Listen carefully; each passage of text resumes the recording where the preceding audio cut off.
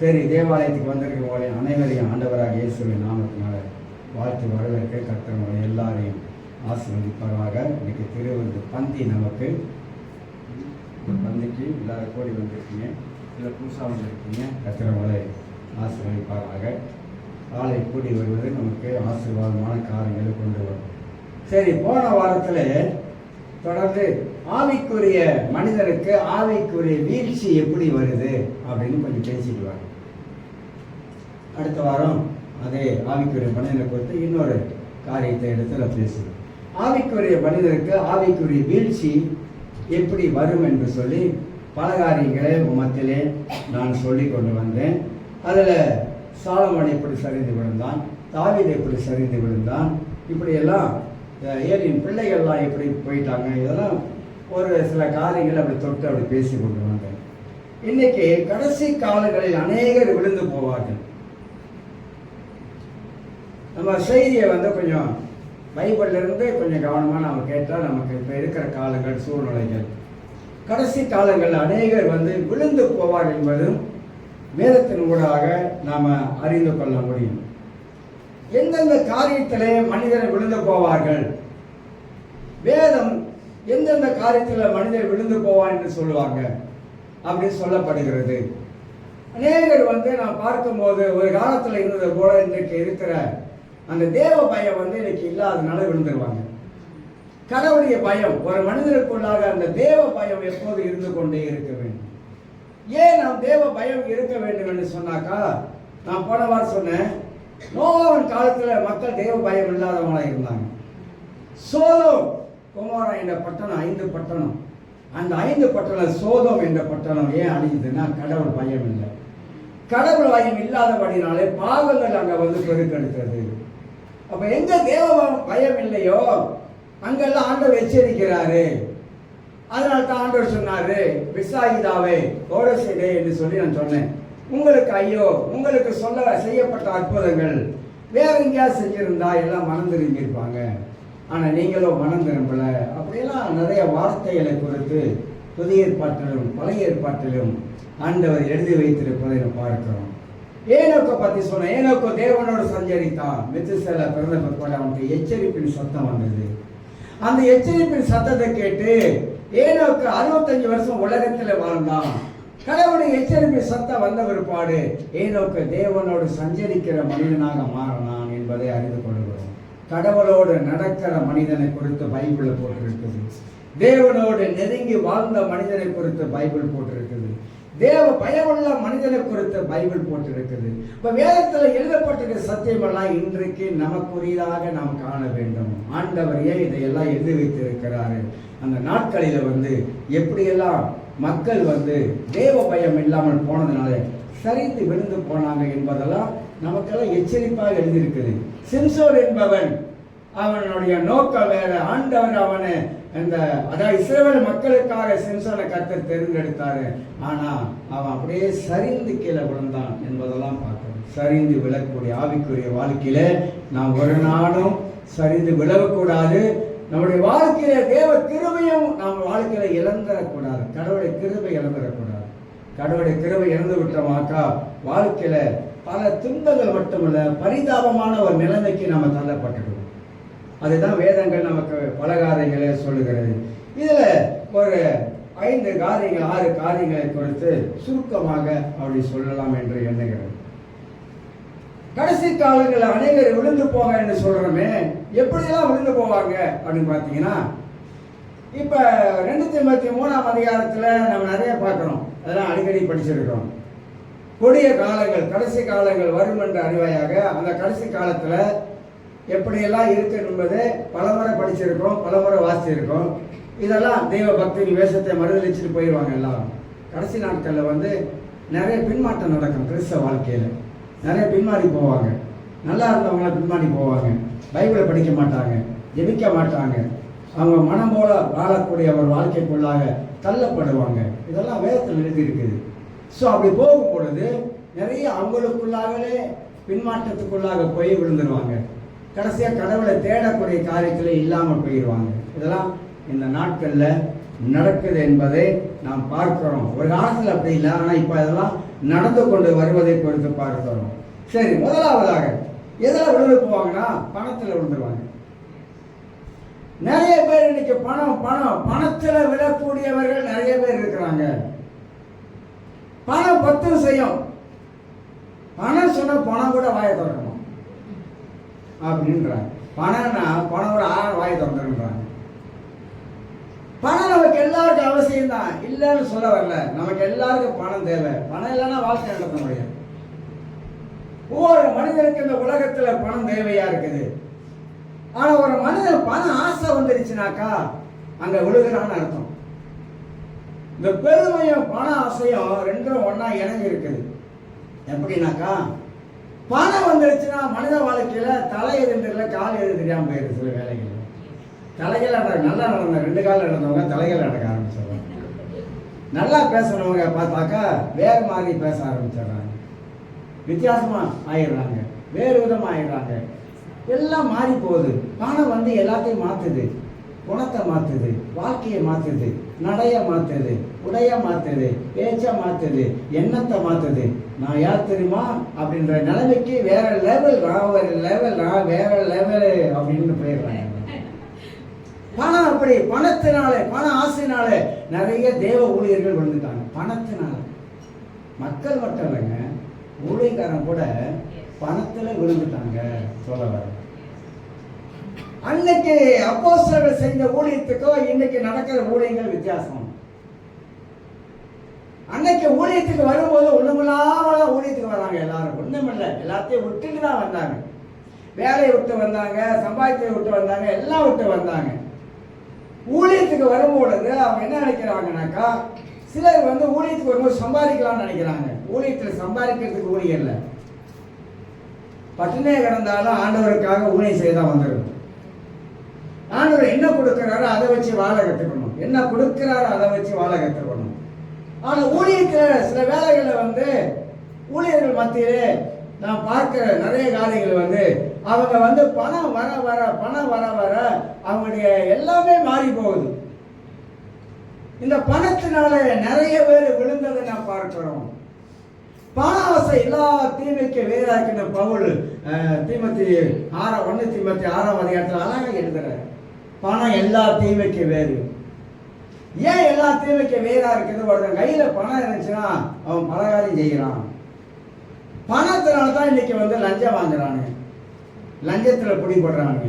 உலகத்துல பாருங்க, கோடி கோடி பணம் வச்சிருக்கான், கோடி கோடியா வச்சிருக்கான், பத்தலைன்றான்.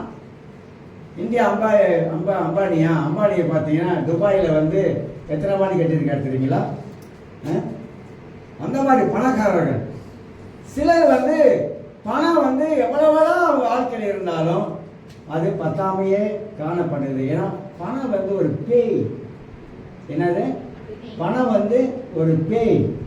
யாருக்கு பணம் பேயா இருக்குனாக்கா, பண குறிக்கோள் உள்ளவங்களுக்கு பணம் பேயா போயிடுது. ஆனா பணம் கடவுள் கொடுக்கிறாரு, ஆசீர்வதிக்கிறாரு. சாலமோன் பெரிய ஆசீர்வதிக்கப்பட்ட ஒரு மனிதனாய் காணப்பட்டான். ஆலயத்தை கட்டணும். அவருடைய அப்பா தாவீது ஆலயத்துக்கு போட்டான். மூட்டையா கட்டி வச்சிருந்த வெள்ளி பொண்ணெல்லாம் எங்கேயும் கொட்டல, ஆலயத்தில் கொண்டாந்து கொட்டணும். நம்ம தசமா கொடுக்கறத மூக்க சொல்லிட்டு இருக்கோம், தலையை சொல்லிடும். சம்பாதிக்கிறதுல ஆண்டவருக்கு தசமா கொடுக்கறதுல அவ்வளவு ஒரு பிசித்தனமான வாழ்க்கை நம்ம நடத்துறோம். ஆனா கடவுளுக்கு நாம் கொடுப்பதனாலே ஆண்டவர் நம்மளை பல விதத்துல பல காரியத்துல நம்மளை ஆசீர்வதிக்கிறார் என்பதையும் அறிந்து கொள்ள வேண்டும். கொடுப்பது, கர்த்தருக்கு கொடுப்பது பைபிள்ல நிறைய இருக்குது. கடவுளுக்கு கொடுப்பது, நான் உழைக்கிற பணத்தை நான் ஆண்டவருக்கு கொண்டாந்து கொடுக்கிறேன். கர்த்தர் சொல்லி இருக்கிறாரு, ஆலயத்துல கொண்டாந்து கொடுக்க சொல்லி இருக்கிறாரு. ஆலயத்துல கொடுப்பதனாலே ஆலயத்தின் தேவைகள் நிறைய இருக்குது. ஆலயத்தினுடைய பல காரியங்கள் இருக்கிறது. அந்த தேவைகள் சந்திக்கப்படுவதற்காகத்தான் ஆண்டவர் ஆலயத்துல கொண்டாந்து சசபாவத்தையும் காணிக்கு கொண்டாந்து வைங்கன்னு சொன்னாரு. அந்த வார்த்தைக்கு நம்ம இன்ன வரைக்கும் சரியா கீழ்படியல. ஆசீர்வாதம் வேண்டும் என்றால் நம்முடைய வாழ்க்கையில ஆண்டவர் ஆசீர்வதிக்கிறார் தான். ஆனா அவர் சொல்லுகிற வார்த்தைக்கு நம்ம செவி கொடுக்கும் பொழுதுதான் நம்முடைய வாழ்க்கையில தேவன் நடத்துற விதங்களும் வித்தியாசமா இருக்கு. நான் எத்தனையோ பேர் சாட்சியம் கேட்டிருக்கிறேன். எவ்வளோ பேர் ஊழியக்காரர்கள் சாட்சி கேட்டிருக்காங்க. ஒன்றுமில்லாமல் வந்தேன், கர்த்தர் என்னை கைவிடலை, வெட்கப்படுத்தலை. சில விசுவாசிகள் சாட்சி கேட்டிருக்கிறேன், ஆண்டவரை எப்படியெல்லாம் ஆசீர்வதிக்கிறாரு. ஒரு ஊழியக்காரர் சொன்னார், இப்படி சொன்னார், நாங்கள் இந்த ஃபாதர்ஸ் டே வந்து ஸ்கூல் சார்பாக பிடியில் ஒரு அவுட்டிங் வச்சுருக்கோம். ஊழியக்காரர் சொன்னார், அவர் சொன்னார், எனக்கு பணம் இல்லாமல் இருந்துச்சு, கஷ்டமான சூழ்நிலையில் இருந்தேன், ஆனால் ஆண்டோட ஜெபம் பண்ணேன் ஒரே வாரத்தில் ஒருத்தன் கொண்டாந்து 10,000 வெள்ளி கொடுத்தாங்க என் கையில் அப்படின்னு. இப்போ எல்லாம் நீங்கள் என்ன நினைப்பீங்க, பாஸ்டர் சொல்லாமல் சொல்கிறாரு போல இருக்கு, இந்த வேலையெல்லாம் என்கிட்ட ஆகவே ஆகாது. இல்லை, சில பேர் அப்படி நினைப்பாங்க, பாஸ்டர் சொல்லாமல் அப்படி சொல்கிறாரு போல இருக்குது, இவருக்கும் 10,000 வெள்ளி கூட கையில் வைக்கணுமே, அப்படியே எடுத்துகிட்டு போயிருக்கேன். நான் அந்த மாதிரி ஊழியத்துக்கு அழைக்கப்படலை. கர்த்தரை அழைத்த விதங்கள் வேற. இது வரைக்கும் இத்தனை 38 வருஷ காலமா நடத்தின கர்த்தரை இனி நடத்த மாட்டாரா? ஆண்டவர் நடத்துவாருங்க, கர்த்தர் நடத்துவாருங்க. நம்ம கர்த்தரையே சார்ந்திருந்தா கர்த்தர் நடத்துவாருங்க. தேவன் பார்க்கிறவர், உள்ளங்களை பார்க்கிறவர், எண்ணங்களை பார்க்கிறவர், ஊழியத்தை பார்க்கிறவர், உழைப்பை பார்க்கிறவர், ஓடுவதை பார்க்கிறவர். நிச்சயமா பைபிள் பிரகாரம் சொல்லுகிறது, ஆண்டவர் கர்த்தருக்கு நாம் ஊழியம் செய்தா கர்த்தர் நம்மளை கனம் பண்ணுவாரு. ஒருவன் தேவனுக்கு ஊழியம் செய்தா அவர் கனம் பண்ணுகிறாரு. அவர் கொடுத்தா சாப்பிடுவேன், கொடுக்காவிட்டால் சாப்பிடாம, எனக்கு பட்டணியா இருக்கவும் தெரியும், எனக்கு சாப்பிடவும் தெரியும். இப்போ சாப்பாடுலாம் உடைச்சிக்கிட்டேன். என்ன சொல்ல வரேன் அப்படின்னா, எப்படியும் வாழ தெரியணும் நமக்கு. ஆண்டவருக்குள்ள வந்துட்டு எப்படியும் வாழ கற்றுக்கொள்ளணும்.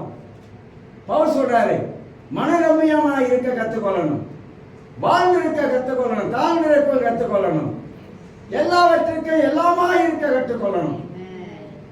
அதுதான் கர்த்தர் நம்மளை ஆசீர்வதிக்கிற விதமா இருக்கும். அதனால நம்ம வாழ்க்கையில் இந்த பணத்தை யாரெல்லாம் முன்னுக்கு வைக்கிறோமோ, அன்னைக்கு பாருங்க அப்போஸ்தலர் காலத்துல பணத்தை கொண்டாந்து எல்லாம் அப்போஸ்தலர் பாதத்தை தவிர்த்தாங்க, கையில எவனை வாங்கலாம் சரிங்களா? எல்லாரும் அப்போஸ்தலர் பாதத்தில் கொண்டாந்து வச்சாங்க. அதனால அநேகர் விழுந்து போவது இந்த பணத்துல விழுந்துடுறாங்க. கடைசி காலங்களிலே இந்த பணத்துல விழுந்து போகிறவர்கள் அநேகர் பெருகிடுவாங்க. பண மோகம் நமக்கு இருக்கவே கூடாது. பணம் நம்ம பின்னால வரணும். பணத்தை தேடி நம்ம என்ன முன்னுக்கு ஓடக்கூடாது. பணம் பணம் பணம் பணம் பணம்னா அவருடைய பணமா தான் இருக்கணும். அதனால் தேவன் அவருடைய மக்களை அவர் ஆசீர்வதிக்கிறார். பல விதங்களில் கர்த்தர் அவரை ஆசீர்வதிக்கிறார். ஆசீர்வதித்துக் கொண்டுதான் வராரு. அதனால அவரை நம்பினா அவர் நம்மளை ஒரு நாள் வெட்கப்படுத்த மாட்டாரு. அவரை நம்பலாக்கா, அவரை விசுவாசித்தா அவர் எப்படியாவது நம்மளை நடத்துவார். இந்த மலேசியாவில் பல விதங்களை நம்மளால பிழைக்க முடியும். மலேசியாவில் பல விதத்தில் நம்மளுக்கு ஆண்டவர் சம்பாத்தியத்தை கர்த்தர் நம்மளால கொடுக்க முடியும். கர்த்தரை பிடிச்சுக்கொள்ளணும். அதனால முதலாவதாக நம்முடைய வாழ்க்கையில பணத்துல என்ன செய்யக்கூடாதா, விழுந்துடக்கூடாது. பணத்தின் எண்ணமும் நம்ம வாழ்க்கையில வந்துடக்கூடாது. கர்த்தர் கொடுக்கிறத வைத்து வாழ பழகி கொள்ள வேண்டும். இதெல்லாம் கர்த்தர் கொடுக்கிறாரு, சோத்திர ஆண்டவர்னு சொல்லி அதுல கர்த்தருக்கு ஒதுக்கி வச்சுட்டு நீங்க வாழ்ந்து பாருங்க. நிச்சயமாக உங்க வாழ்க்கையில குறைவில்லாம கர்த்தர் நடத்துவாரு. ஒரு குறை இருக்காது, சாப்பாட்டு குறை இருக்காது, உடைக்கு குறை இருக்காது. எந்த விதத்திலையும் குறைவில்லாமல் ஆச்சரியமான விதத்துல கர்த்தர் உங்களை நடத்துவதற்கு அவர் உயிரோடு இருக்கிற தேவனாக இருக்கிறார். உயிரோட கர்த்தரைங்க நடத்துவாருங்க, நிச்சயமா நடத்துவாருங்க. இரண்டாவது காரியமாக இன்னைக்கு மனிதர்கள் விழுந்து போவதற்கு இரண்டாவது காரணம், இச்சையிலே மனிதர் விழுந்து போகிறான். இச்சிக்கிற காரியங்கள் பல விதத்துல மனிதன் தன் வாழ்க்கையில இந்த இச்சையான காரியங்கள் வருவதனால அவன் தன் வாழ்க்கையில கர்த்தரை விட்டு ஆவிக்குரிய வாழ்க்கை சரிந்து விழுகிறான். எண்ணங்களிலே அவன் வாழ்க்கையில வரக்கூடிய பலவிதமான தவறான இச்சையான எண்ணங்கள் காரியங்களிலே அவன் விழுந்து போகிறான். அதுக்கு இடம் கொடுப்பதனால விழுந்து போகிறான். வேதத்துல நிறைய வசனங்கள் உண்டு என்பதை அறிந்து கொள்கிறோம். பழைய ஏற்பாட்டில் சரி, புதிய ஏற்பாட்டில் சரி. ஆகான் என்பவன் அங்கே எரிகோ அடிச்சுட்டு வராங்க யோசுவாவின் நாட்களில. ஆகான் என்பவன் இச்சித்தான், பொருளை இச்சித்து எடுத்து கொண்டாந்து என்னதா அவனுடைய கூடாரத்துக்கு கீழே பதிச்சு வச்சுட்டான், இச்சித்தான். பணமற்றவர், அதாவது பல விதங்களில் மனித வாழ்க்கையில இந்த இச்சை என்ற காரியம் மனித வாழ்க்கையில வர ஆரம்பிக்குது. இப்படி வர ஆரம்பிச்சாக்கா மனிதன் கீழே விழுந்துருவான், சரிஞ்சு விழுந்துருவான். கிறிஸ்தவ வாழ்க்கை என்பது நாம ஏதோ ஒன்று நினைச்சு வாழ்வது அல்லங்க. கிறிஸ்தவ வாழ்க்கை என்பது அதுக்குள்ள இருக்கிற சில கட்டுப்பாடுகள், அதுக்குள்ள இருக்கிற இஸ்ரவேல் ஜனங்கள் எகிப்திலிருந்து வரும் பொழுது வனாந்தரத்துல சில கட்டுப்பாடுகளை கர்த்தர் வச்சிருந்தார். சில கட்டுப்பாடுகள், அது மட்டுமல்ல சில கட்டளைகளை கர்த்தர் கொடுத்து வச்சிருந்தார். ஏன் வச்சிருந்தாருனாக்கா இந்த ஜனங்கள் அந்நிய ஜனங்களோட போய் கலந்துடக்கூடாது, அப்படியெல்லாம் வச்சிருந்தாரு. நீங்க நெகேமியா புஸ்தகத்துல வாசித்து பாருங்க. நெகேமியா அலங்கத்தை கட்டி முடிச்ச பிற்பாடு அங்க அந்த ஜனங்கள் எல்லாம் புறஜாதியை போயிட்டு திருமணம் பண்ணி கொண்டாந்துருவாங்க. கடைசியா நெகேமியா அழகா பிரிப்பார், அழகா சொல்லுவாரு. பல காரியங்கள் எழுதி இருக்குது, நம்ம பைபிளை படிச்சாதான் நம்ம கண்ணு திறக்குன்னு சொல்ல வரேன். அப்ப அந்த மாதிரி வரும்பொழுது தேவன் அவர்களை ஆசீர்வதிப்பதற்கு தடையாய் காணப்பட்டது. அதனால்தான் இஸ்ரவேல் ஜனங்கள் அப்பப்ப வழி விலகி கடவுள் விட்டு வழி விலகி புறஜாதிகளை போயிட்டு திருமணம் பண்ணி கொண்டு வந்தாங்க. அது தேவனுடைய பார்வையில் அருவருப்பாய் காணப்பட்டதை கொடுத்து பார்க்கணும். அப்படி சரிந்து போய் விழுந்து கிடந்தாங்க பல காரியத்துல. அதனால நம்முடைய வாழ்க்கையில இந்த இச்சையான இந்த காரியம் மனதுக்குள்ளாக வரக்கூடும் என்றால், அது நம்மளுக்குள்ள இருக்கக்கூடும் என்றால், ஏன்னா இப்போதான் அட்வான்ஸா நிறைய இருக்குது, ஃபோன்ல இருக்குது, லேப்டாப்ல இருக்குது, எல்லா இதுல இருக்குது. எதுல திறந்தாலும் மனுஷனை மோசம் போக்குற காரியங்கள் தான் இந்த உலகத்துல நிறைய இருக்குது. மனிதனை கீழே தள்ளுகிற காரியம் தான் இந்த உலகத்துல நிறைய இன்னைக்கு வந்து கொண்டிருக்கு. சாத்தானால நம்ம மோசம் போகாத படிக்கு, பிசாசினால வஞ்சிக்கப்படாத படிக்கு நாம ரொம்ப கவனமா இருக்கோம். அதுக்கு தான் சொல்றது, ஜெபம் நம்மளை ஜெயத்துல வழி நடத்தும். ஒரு மனிதன் தேவ சமூகத்தில் உட்கார்ந்து தன் வாழ்க்கையில இப்படிப்பட்ட காரியத்தை அவன் மேற்கொள்ள வேண்டும் என்றால் அவன் உபவாசம் எடுக்கணும். எத்தனை பேர் உபவாசம் எடுத்து எத்தனை வருஷம் ஆச்சுன்னு தெரியல. மாதத்துல ஒரு நாள், வாரத்துல ஒரு நாள் அப்படின்னு கூட இப்ப கணக்கு பார்த்தா இருக்காது போல இருக்குது. இல்ல வருஷத்துல ஒரு நாள், அது கூட இருக்காது. 365 நாளும் இந்த வயிறு வேலை செஞ்சுட்டு தான் இருக்குது. வயிறுக்கு ஓய்வே கிடையாது, ஓய்வில்லாத வேலை செய்யுது. 365 நாள் சாப்பிட்டுட்டு தான் இருக்கிறோம். அதனால அது கொஞ்சம் ஓய்வு கொடுக்கணும்னு சொல்றாரு ஆண்டவர். ஏன்னா வயிற்றுக்கு ஓய்வு கொடுக்கறதுனால சுகமா இருக்குது, அதுல சரீர சுகமா இருக்குது, ஆசீர்வாதமா இருக்குது அதுல. அதனால இவைகளை மேற்கொள்ள வேண்டும் என்றால் இது நமக்கு தேவையா இருக்கிறது. ஆண்டவர் சமூகத்துல நம்ம உட்கார்ந்து ஒரு நாள் உபவாசம் பண்ணி தேவ சமூகத்துல நாம் கண்ணீர் விட்டு அழுது நாம் ஜெபிக்கும் பொழுது இதுல இருந்து கர்த்தருடைய ஆவியான ஒரு அற்புதமாக ஒரு விடுதலை கொண்டு வருவார். விழுந்துடக்கூடாது. வாழ்க்கையில ரொம்ப ரொம்ப எச்சரிக்கையாக நம்ம வாழ வேண்டியதா இருக்குது. எச்சரிக்கையா கயிறு மேல நடக்கிறவன் எப்படி கவனமா நடக்கிறானோ, கொஞ்சம் மிஸ் பண்ண கீழே விழுந்துருவான். அது மாதிரி நம்மளோட வாழ்க்கையில, கிறிஸ்தவ வாழ்க்கையில ரொம்ப கவனமாக வாழ வேண்டியதா இருக்குது. ரொம்ப கவனமா. நிறைய வாலிப பிள்ளைகள் எடுத்துக்கிட்டா கூட, அல்லது திருமணம் பண்ணாம எடுத்துக்கிட்டா கூட, எல்லாம் போனிலேயே காலத்தை ஓட்டுறாங்க. எல்லாருக்கும் தெரிஞ்ச விஷயம் தான், ஆனா சொல்ல வேண்டியதா இருக்கு. சில வேளையில அப்பப்ப கொஞ்சம் சொல்ல வேண்டியதா இருக்கு. போனிலேயே காலத்தை ஓட்டிடுறாங்க. வீட்டில் உட்கார்ந்த மணிக்கணக்கா டிக்டாக்கு, யூடியூக்கு, ஐடோக்கு எல்லா டோக்கும் அதுலேயே உட்காந்து நேரத்தை ஓட்டிடுறாங்க. என்ன சொல்றேன், நான் உங்களை பார்க்க வேணான்னு சொல்லலை, ஆனா பாருங்க அதுக்கு ஒரு லிமிட்டட் இருக்குது, ஒரு அளவு இருக்குது. ஒரு அளவோடு நிப்பாட்டிட்டு கொஞ்சம் ஆண்டவர் சமூகத்துல போய் உட்கார்ந்து ஜெபம் பண்ணீங்கன்னா கர்த்தரே சொல்லுவாரு, அதுலயே காலத்தை ஓட்டாதன்னு சொல்லுவாரு, அதுலயே நேரத்தை கழிக்காதன்னு சொல்லுவாரு. அதுல நேரத்தை கழிக்கிறத கொஞ்சம் தேவ சமூகத்தில் உட்கார்ந்து கொஞ்சம் கண்ணீர் விட்டு அழுது சோத்திர ஆண்டவரே, உலகத்துல என்னென்னமோ அழிவு நடக்குது, என்னென்னோ அக்கிரமம் நடக்குது, மோசங்கள் நடக்குது, நம்ம தேசத்துல எவ்வளோ காரியங்கள் நடக்குது. ஜெபிப்பதற்கு அந்த கொஞ்ச நேரம் தேவ சமூகத்துல உட்கார்ந்து 2 சொட்டு கண்ணீர் விட்டு ஜெபிப்பதற்கு நமக்கு நேரம் இல்லாம அந்த டிக்டாக்கு அவ்வளோ முக்கியத்துவம் கொடுக்குறாங்க, பயங்கரமான முக்கியத்துவம் கொடுக்குறாங்க. ஃபோன் வந்து அவ்வளோ முக்கியமாகிடுச்சிங்க. சில சபைக்குள்ள வந்து கூட அதில் தாங்க கண்ணா இருக்கிறாங்க. சில ஃபோனை வந்து சைலண்ட் மோட்டில் சேர்த்து சைலண்ட் மோட்டில் வச்சுருங்க. ஏன்னா நம்ம அன்வார் ஃபோனுக்குன்னு பண்ணிடுவார் உங்களுக்கு. அதெல்லாம் திடீர்னு நீங்கள் எடுத்துடல, அதெல்லாம் வச்சிருங்க, பிரச்சனை இல்லை. அந்த நம்ம என்ன ஒரு 1.5 மணி 2 மணி நேரம் அவ்வளோதான் சபைக்கு வந்து கடவுளை ஆராதிக்கிறோம், பணிந்து கொள்கிறோம், வார்த்தையை கேட்க ஆரம்பிக்கிறோம். அதை தூக்கி ஒரு பக்கம் போட்டுருங்க. போட்டுட்டு நம்ம கடவுளை ஆலயத்துக்கு வந்து ஆண்டவரை நாம் நினைக்கும் பொழுதெல்லாம், தேவனை நாம் துதிக்கும் பொழுதெல்லாம், வார்த்தையை கேட்கும் போதெல்லாம் பரிசுத்த ஆவியானவர் நமக்குள்ளாக ஏதோ ஒரு வார்த்தையை வச்சு பேச ஆரம்பிக்கிறாரு. நம்ம கர்த்தரை கனம் பண்ணணுங்க. கர்த்தரை எங்கெல்லாம் கனம் பண்ணணும் அங்கெல்லாம் கர்த்தரை கனம் பண்ணணும். ஆலயத்துக்கு வந்த பிற்பாடு கர்த்தரை கனம் பண்ணணும். ஆலயத்துக்கு வந்த பிற்பாடு கர்த்தரை மகிமைப்படுத்தணும். தேவாலயத்துக்கு வந்த பிற்பாடு தேவனை துதிக்க ஆரம்பிக்கணும். முழு உள்ளத்தோடு அவரை துதிக்க ஆரம்பிக்கணும். அவர் நல்லவர், அவர் நல்லவர் என்று சொல்லி 1000 நாவுகள் இருந்தாலும் அவர் நல்லவர் என்று சொல்வதற்கு பத்தாது.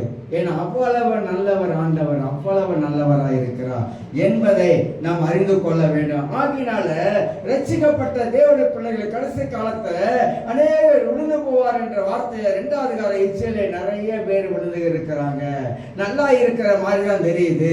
இந்த மாதிரியான காரியங்களை பார்ப்பதனால, அசுத்தமான காரியங்களை பார்ப்பதனால மனது பாதிக்கப்படுகிறது, உள்ளம் பாதிக்கப்படுகிறது, உணர்வுகள் பாதிக்கப்படுகிறது. அதிலேயே அவங்க வந்து கீழே தள்ளப்படுவதை நாம் பார்க்கிறோம். ரொம்ப ரொம்ப எச்சரிக்கையாக கவனமாக வாழக்கூடிய காலத்துல நாம் வந்திருக்கிறோம். 3வதாக எதுல அநேகர் வந்து கடைசி காலத்துல விழுந்து போவாங்கனாக்கா, விசுவாசத்தை இழந்து போய் விழுந்துருவாங்க. வாழ்க்கையில விசுவாசம் என்பது மிக மிக முக்கியமான ஒன்று. விசுவாசம் என்பது வேற, நம்பிக்கை என்பது வேற. ரெண்டும் ஒன்றாக இணைஞ்சு பின்னிதான் இருக்குது. ஆனா விசுவாசம் என்பது முடியாத காரியத்தை கத்தலாம் முடியும் என்பது விசுவாசிப்பது விசுவாசம். என் கையில காசு இல்லை, ஆனா கர்த்தர் என்னை நடத்துவார் என்பது விசுவாசம். ஆண்டவருடைய வார்த்தையை விசுவாசிப்பதில் காட்டில மேலான ஒரு காரியம் இல்லை. கர்த்தருடைய வார்த்தை விசுவாசிக்கணும். அதுதான் வந்து வேதம் சொல்லுகிறது. அவர் சொல்ல ஆகும், அவர் கட்டளையிட்டாது நிற்காது, விசுவாசிக்க வேண்டும். உம்மாலை எல்லாம் கூடும் ஆண்டவரை விசுவாசிக்க வேண்டும். உம்மாலை எல்லாம் ஆகும் ஆண்டவரை விசுவாசிக்க வேண்டும். தேவதூத வந்து மரியாதை எடுத்து சொல்றான், நீ கன்னியா இருக்க கர்ப்பவதி ஆவன்னு சொல்லி. அவ ஒரு வார்த்தை கிடையாது, இது எப்படி ஆகும்? நான் கல்யாணம் கட்டலையே, இது எப்படி ஆகும்? ஆனா அவ என்ன சொல்லுகிறா, உங்களோட வார்த்தையின்படியே எனக்கு ஆக கடவுது. அப்ப பைபிள்ல எதெல்லாம் கர்த்தர் எழுதி வச்சிருக்கிறாரோ அந்த வார்த்தையை நாம எடுத்துக்கொண்டு, நீங்க எழுதி வைத்த இந்த வார்த்தையின்படி என் வாழ்க்கையில நடக்கணும் ஆண்டவர்.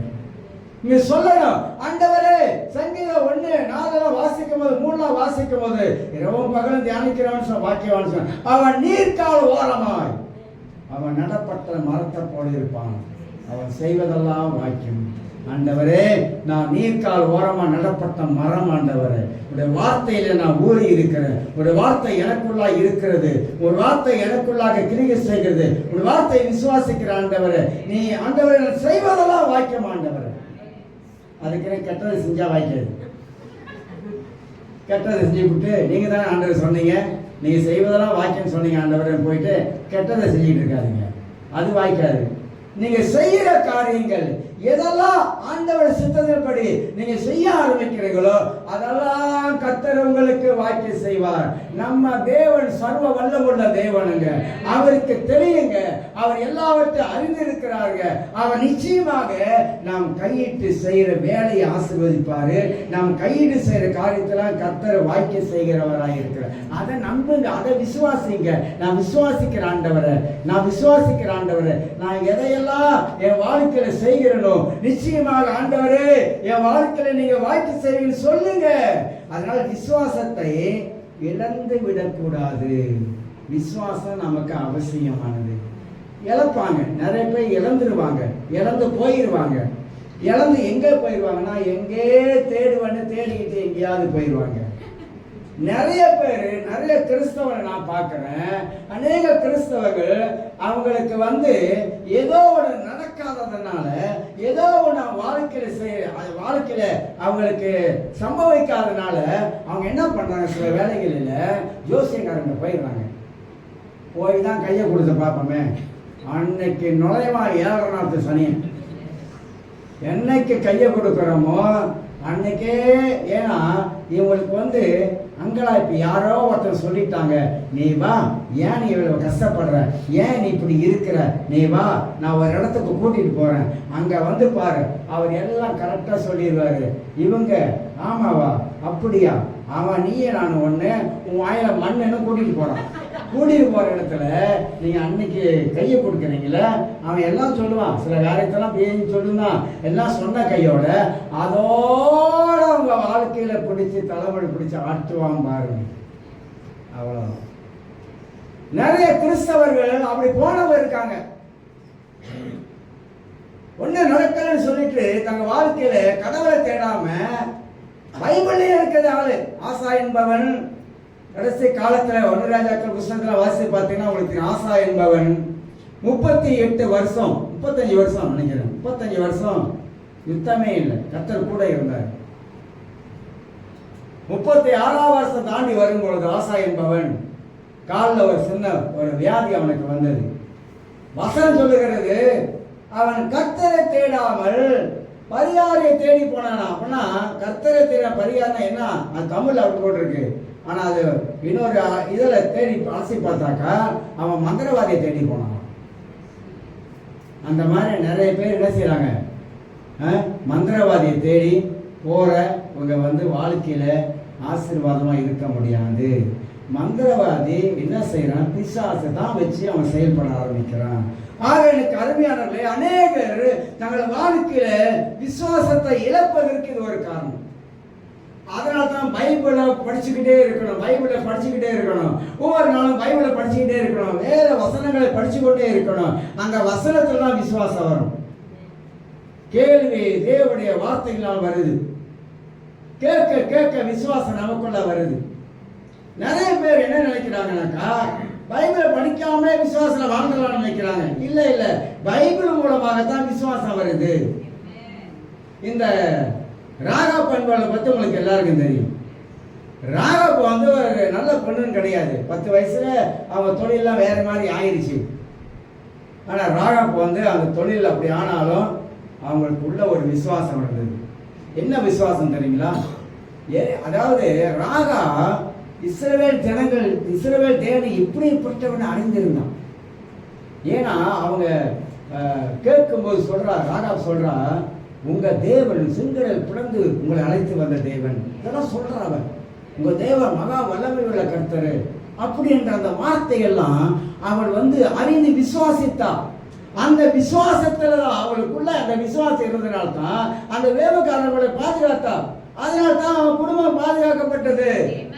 அது மட்டும் இல்லைங்க, அந்த அப்படிப்பட்ட ஒரு மோசமான பெண் சல்மோன் என்பவளை திருமணம் பண்ணுகிறா.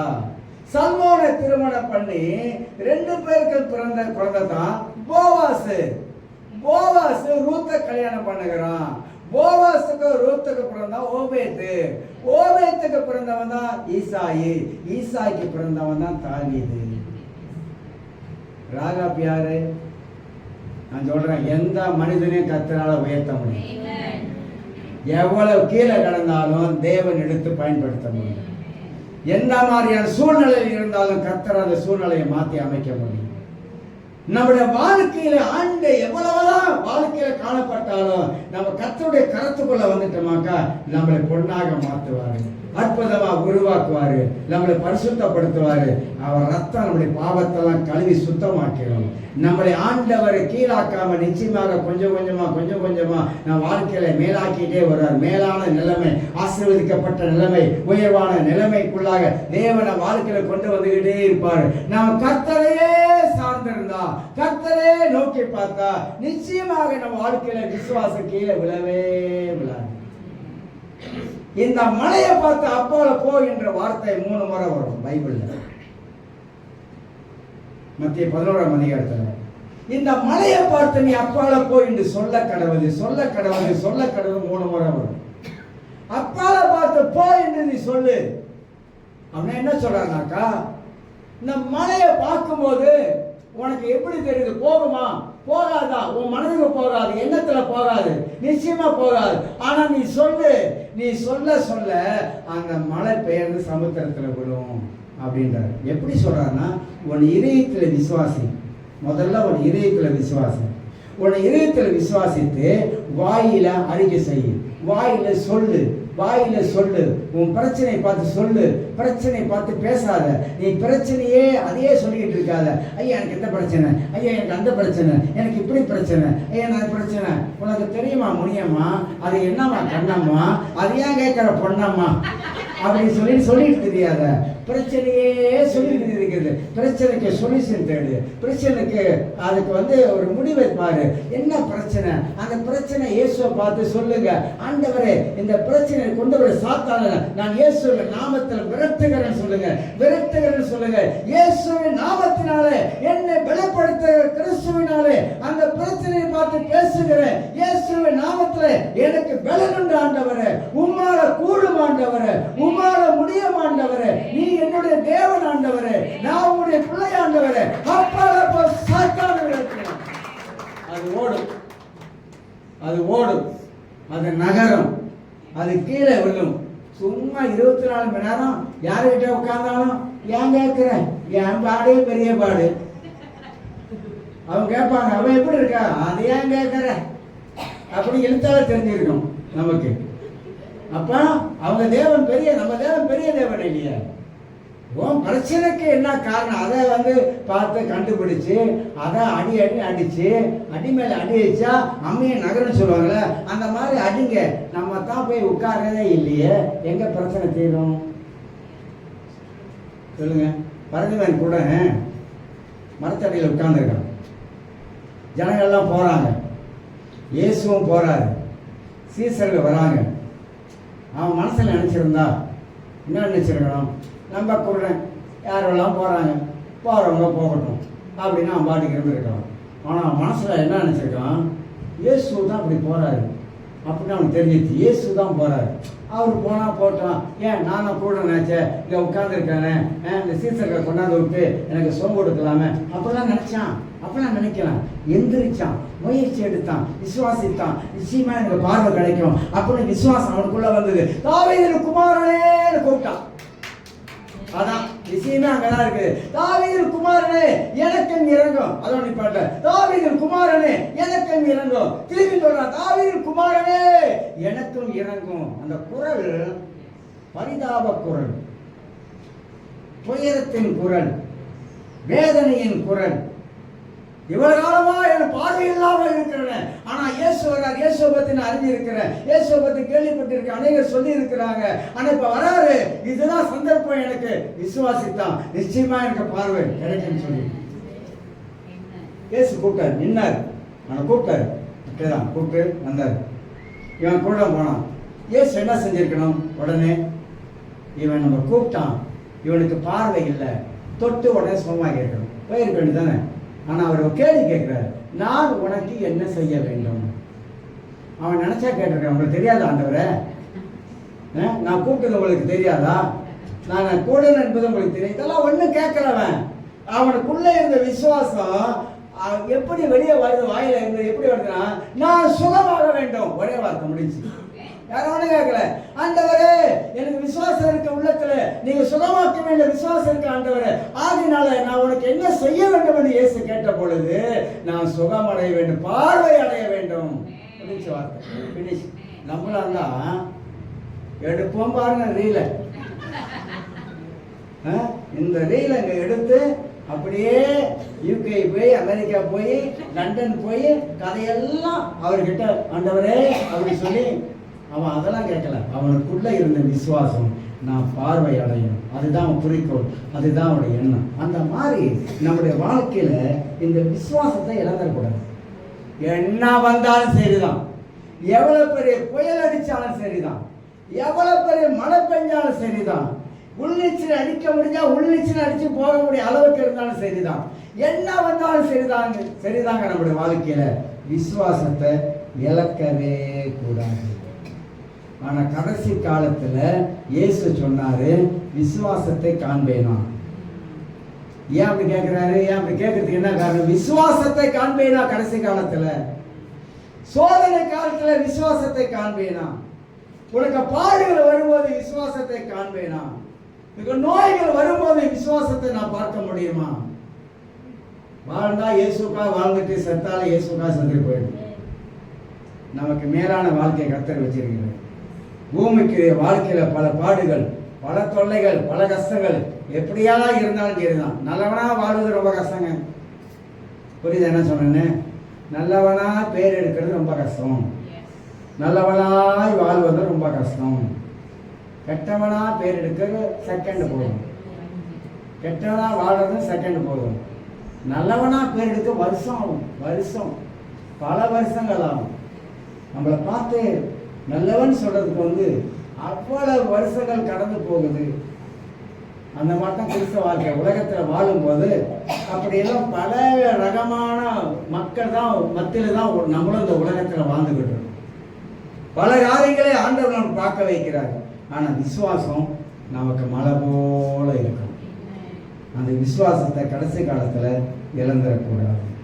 நான்காவதாக சொல்லுங்க, நான்காவதாக தேவன் மேல வைக்கிற நம்பிக்கை. விசுவாசம் என்பது ரெண்டும் ஒன்னா இணைஞ்சு பின்னி பிணையப்பட்டிருக்கு. நம்பிக்கை, கடவுள் மேல வைக்கிற ஒரு நம்பிக்கை. பார்த்தாதான் ஒன்றை நம்புவேன் அப்படின்னு சொல்றாங்க. தோமா மாதிரி எவ்வளவு பேர் இருக்கிறாங்க. நான் பார்த்தா தான் நம்புவேங்க, நான் பார்க்கல நான் எப்படி நம்புறது அப்படிலாம் இருக்கிறாங்க நிறைய பேர். நம்பிக்கையின் விசுவாசமா நங்கூரம் போல இருக்கணும். நமக்கு கர்த்தர் மேல சார்ந்திருக்கிறவன் அவன் எப்போதுமே அவன் தன் நம்பிக்கையை இழக்காதவன். நிச்சயமாக தேவன் அந்த நம்பிக்கைக்குரிய வாழ்க்கை நமக்கு தந்திருக்கிறார் என்பதையும் நாம் அறிந்து கொள்ளுகிறோம். சுருக்கமா சொல்லுகிறோம். நம்பிக்கை, அந்த நம்பிக்கை விசுவாசம், இந்த ரெண்டும் ஒவ்வொரு கிறிஸ்தவ வாழ்க்கையில நமக்கு அவசியமாக இருப்பதை நாம் அறிந்து கொள்கிறோம். அஞ்சாவது காரியமாக மனிதனுக்குள் காணப்படுகிற உண்மையில்லாத வாழ்க்கை. இது ரொம்ப முக்கியம். இந்த லீடர்ஷிப்ல நான் எப்போது சொல்லுவேன், சொல்றத செய்யணும், செய்யறத சொல்லணும். லீடர்ஷிப்ல தலைமைத்துவத்தில் சிலர் சொல்லுவார்கள், செய்ய மாட்டாங்க. சிலர் செய்யறத சொல்ல மாட்டாங்க. இப்படி மாற்றி மாற்றி காரியம் இருக்குது. உண்மை கிறிஸ்தவ வாழ்க்கையில உண்மை இல்லாவட்டா அவ்வளவுதான். ஏன் ஆண்டவர் உண்மைத்துவத்தை பற்றி பைபிளை எழுதியிருக்கிறாரு? யோபு உண்மை உள்ளவன், சன்மார்க்கன், தேவனுக்கு பயந்தவன். அவனுக்கு தான் பயங்கரமான பிரச்சனை, சோதனை வந்துச்சு. உண்மை உள்ளவர்களை கர்த்தர் நடத்துவார். நீதிமொழிகள் வசனம் இருக்குது, உண்மை உள்ள மனிதனை கண்டுபிடிப்பவன் யார்? கஷ்டம். உண்மை உள்ள மனுஷனை தேடுறது கஷ்டம், கண்டுபிடிக்கிறது கஷ்டம். ஆனா முடியும். உண்மை உள்ள மனிதர்கள், ஆண்டவருக்காக வாழக்கூடியவர்கள் இருக்கிறாங்க. உண்மை இல்லாதவர்கள் கடைசி காலத்துல நிறைய பெருகிடுவாங்க. இருக்குதுன்னா பறக்குதுன்னு சொல்ற லெவலுக்கு வந்துடும். நம்ம ஒண்ணுன்னா 10 சேர்த்து சொல்லக்கூடிய சூழ்நிலை கடைசி காலத்துல வந்துடும். ஏன்னா கடைசி காலத்துல என்னென்ன சம்பவங்கள் நடக்க கூடும் என்பதை வேதம் நமக்கு தெளிவாக ஆண்டவர் எழுதி வச்சிட்டாரு. கடைசி காலத்துல கிறிஸ்தவர்களை நம்புவது நமக்கு முடியாத சூழ்நிலை வந்துடும். கடைசி காலத்துல அந்த அளவுக்கு உண்டாயிடும்.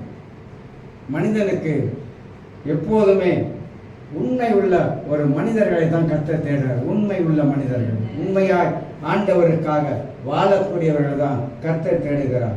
நம்மளால எப்படியாவது உண்மையா இருக்கணும். பொய் சொல்லிலாம் வாழக்கூடாது. பொய் சொல்லி வாழ்றதுல நமக்கு பேர் கட்டுறோம். நான் இதெல்லாம் என் வாழ்க்கையில நிறைய பார்த்துட்டேன். என் வாழ்க்கையில் இந்த பொய் மட்டும் எனக்கு பிடிக்காத ஒரு காரியம். பொய் பிடிக்காது எனக்கு. வாழ்ந்த ஆண்டவருக்குன்னு கொஞ்ச காலம் வாழ்றோம், உண்மையா வாழுவோம். ஏன் பொய் பித்தலாட பண்ணிக்கிட்டு வாழ்றதுல என்ன நண்பருக்கு தெரிஞ்சு போனா நமக்கு தான் வெக்க கேடு. பேர் வச்சிருவாங்க, பொய்யாமணி போங்க அப்படின்னு. இந்த பொய்யெல்லாம் நம்ம வாழ்க்கையில, கிறிஸ்தவ வாழ்க்கையில் இருக்கக்கூடாது. அநேகர் எதனால கடைசி காலத்துல விழுந்துருவாங்கன்னாக்கா, இந்த மாதிரியான குணங்கள் மாறிடும். நேர்மையா வாழ்றவங்க கூட கோணையானவங்க போக ஆரம்பிச்சிடும். இதெல்லாம் நம்ம வாழ்க்கையில மாற்றி அமைக்க வேண்டிய ஒரு காரியங்கள். கடைசி நாட்களிலே அநேகர் விழுந்து கொண்டே போவாங்க. இந்த மாதிரி விஷயத்துல நிறைய பேர் விழுந்து கொண்டு போவாங்க. நிறைய காரியம் இருக்குங்க, நிறைய பேசலாம், வேண்டாம். கடைசியாக சொல்லி முடிக்கிறேன். 6வது காரியமாக மாயமானமான வாழ்க்கை. இது ரொம்ப ரொம்ப மோசமான ஒரு வாழ்க்கை. பரிசேயர்கள் பத்தி ஆண்டவர் மத்திய 23ஆம் அதிகாரத்துல பயங்கரமாக பேசுற. வெள்ளடிக்கப்பட்ட கல்லறையை நேர அடிக்கிறார் ஆண்டவர். சாடுறாரு, பயங்கரமா சாடுறாரு. ஏன் சாடுறானா, அவனுக்கு எல்லாருமாக அவனுக்கு வேதத்தை அறிஞ்சவனுங்க. அந்த காலத்துல நியாயப்பிரமாணத்தை கரைச்சி குடிச்சவனுங்க, படிச்சவனுங்க, மனப்பாடம் பண்ணினவனுங்க.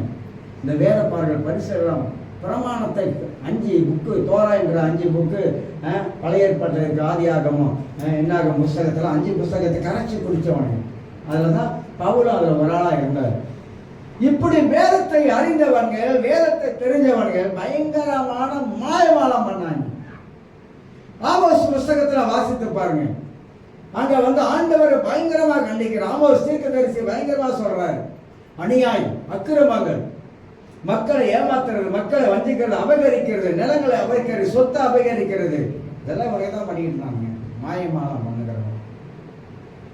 வெளியே ஒரு வாழ்க்கை, உள்ள ஒரு வாழ்க்கை. உள்ளுக்க பக்திமான போல காணப்பட்டானுங்க, ஆனா வெளியே பக்திமான போல காணப்பட்டானுங்க, உள்ளுக்க எல்லாம் அவுட்டு. அதனாலதான் சொல்றாரு வெள்ளடிக்கப்பட்ட கல்லறை அப்படின்னாக்கா, கல்லறை கீழே என்ன இருக்கு, போனா இருக்கு, அந்த வாழ்க்கை தான் சொல்றாரு. யாருக்கு பரிசேயருக்கு உங்களை சொல்லங்க, பரிசேயன் சதிசேயனை சொல்றேன்.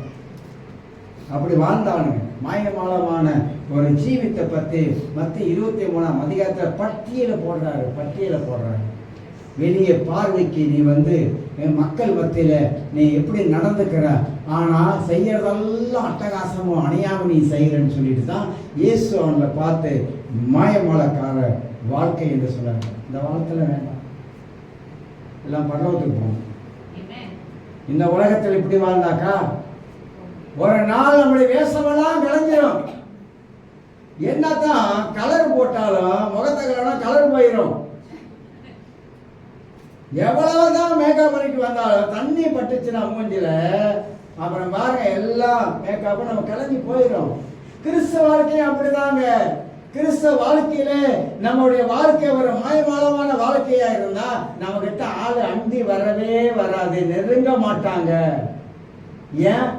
வாழ்க்கையில வித்தியாசம் இருக்குது. சொல்றது ஒண்ணு, செய்யறது ஒண்ணா இருக்குது. இப்படி பல காரியங்கள் வாழ்க்கையில செய்யறது கர்த்தர் ஒரு நாள் விரும்ப மாட்டேன். இது கடைசி காலத்துல பெருகிருச்சு.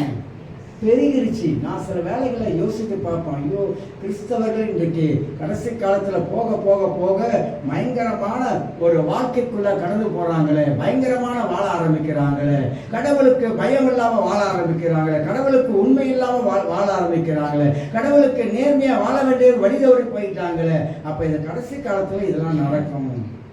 அதனால்தான் கர்த்தர் சலிச்சு எடுப்பாரு. கடைசி காலத்துல சலிச்சு எடுப்பாரு, சல்லடையில சலிச்சு எடுப்பாரு. எல்லாரும் நினைக்கிறாங்க எல்லாரும் போயிடலாம், நேராக போயிடலாம், பரவர்கள் திறந்துருக்குது, நேராக போய் சேர்ந்துடலாம். இல்லவே இல்லை. மன்னிக்க ஒரு மனிதன் இன்னொரு மனிதனை மன்னிக்க முடியாவிட்டால் நமக்கு பரவமே இல்லை. ஒரே காரியத்தில் ஆண்டு வச்சிருக்கிறார். ஒரே இடத்துல பைபிள் ஆசை பாருங்க, புதிய ஏற்பாட்டில் உங்கள் பரவப்பிதா உங்கள் குற்றங்களை மன்னிக்கும் பொழுது நீங்கள் பிறர் குற்றங்களை மன்னிக்காமல் போனா எப்படின்னு கேட்கிறாரு. எப்படி போயிருமா? தேவராஜ்யத்துக்கு போயிருமா? இது இந்த கிறிஸ்தவ வாழ்க்கையில இந்த மன்னிப்பு என்பது பிசாசு ரொம்ப ஏமாத்தி வச்சிருக்கிறான்.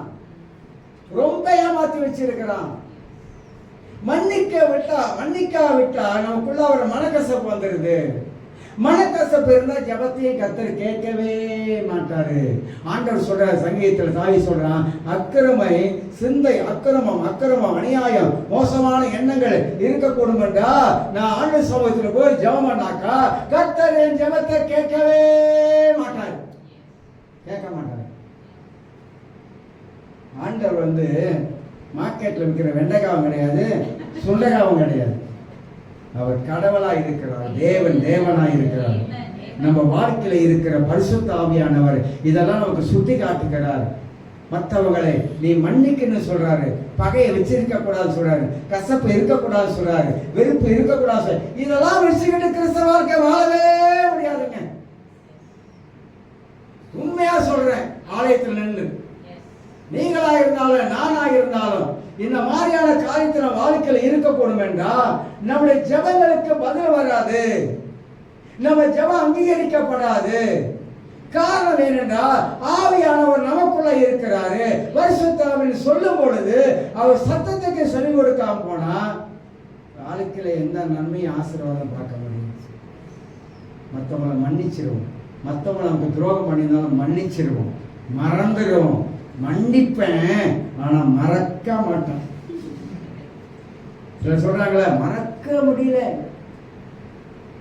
உங்க செஞ்ச துரோகம் மறக்க முடியல அப்படிலாம் சொல்றாமா இல்லையா? சில வேலைகளில் மறந்துருங்க. நம்ம எவ்வளோ துரோகம் பண்ணியிருக்கோம், அதெல்லாம் கர்த்தர் மன்னிச்சிட்டாரு. அவர் மன்னிக்கணும், நம்ம மற்றவங்களை மன்னிக்க முடியலையா?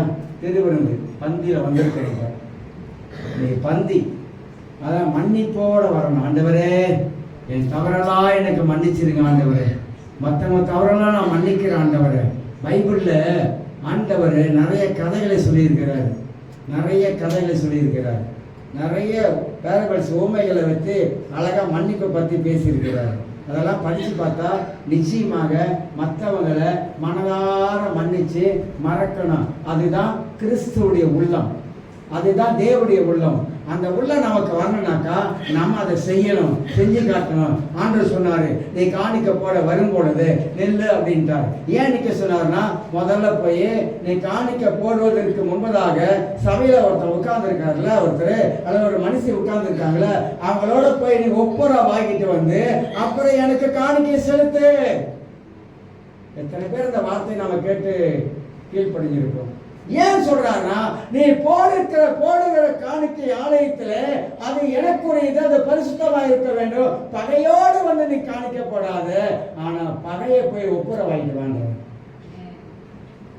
திருவிழா பந்தி அதே மாதிரிதான். பந்திக்கு நீ வரும்போது சுத்தமாவா, மனசாட்சியில சுத்தமாவா, குற்ற மனசாட்சியோடு பந்தி எடுக்காத. ஏன்னா பந்தி என்பது அற்பமானதல்ல. நான் உங்களுக்காக என் ரத்தத்தை சிந்தி இருக்கிறேன். ஆகினால நான் வருகிற வரைக்கும் நினைவு கூறுகிறார். என்ன நினைவு கூறுகிறார் அப்படின்னாக்கா, ஆண்டவரே எனக்காக என் பாவத்துக்காக இதெல்லாம் நீங்க செய்து விட்டு போனீங்க ஆண்டவரே. 1 கொரிந்தியர் 11ஆம் அதிகாரத்துல பவுல் சொல்றாரு, இன்னத்து நாள் ஒழிய ஒரு மனிதன் தன்னைத்தானே அலசி ஆராய்ந்து பார்த்து பிற்பாடு இந்த பந்தியை பானம் பண்ண கடவன். ஏன் அப்படி சொல்றாரு? உன்னை நீயே அலசி ஆராய்ந்து பார்த்து பந்திக்கு சுத்தமா வா, இதயத்தின் சுத்தத்தோட வா, இதயத்தின் பகையோட வராத. நீ அப்படி எடுத்தீனாக்கா பந்தி உனக்கு என்னவா மாறிடும். நீ ஆண்டவர் செய்த சிலுவையில இயேசு உனக்காக செய்ததை நீ மறந்து விட்டு, நீ அலட்சியப்படுத்தி விட்டு, கர்த்தரை கனப்படுத்தாம துணிகரமா பந்தியில பங்கெடுக்கிறாய் என்ற அர்த்தம். ஆக எனக்கு அருமையானவர்களே, சபைக்கு நாம் கூடி வருகிற நம்ம எல்லாரும் தேவன் நம்மளை ஆசீர்வதிக்கிறார், கர்த்தர் நம்மளை ஆசீர்வதிக்கிறார். ஆனா கடைசி காலங்களில் கிறிஸ்தவ வாழ்க்கை எல்லாம் தடம் புரண்டு போயிட்டு இருக்கு. கிறிஸ்தவ வாழ்க்கை வேறு விதமாக போய்கிட்டு இருக்கு. நிகழ்வில் பாருங்க, ஒரு சபை வச்சு நடத்துகிற ஒரு ஊழியக்காரர் அரகாசுவா போட்டுக்கிட்டு இங்கே கிழிஞ்சிருக்கு, இங்கே கிழிஞ்சிருக்கு, இங்கே கிழிஞ்சிருக்கு.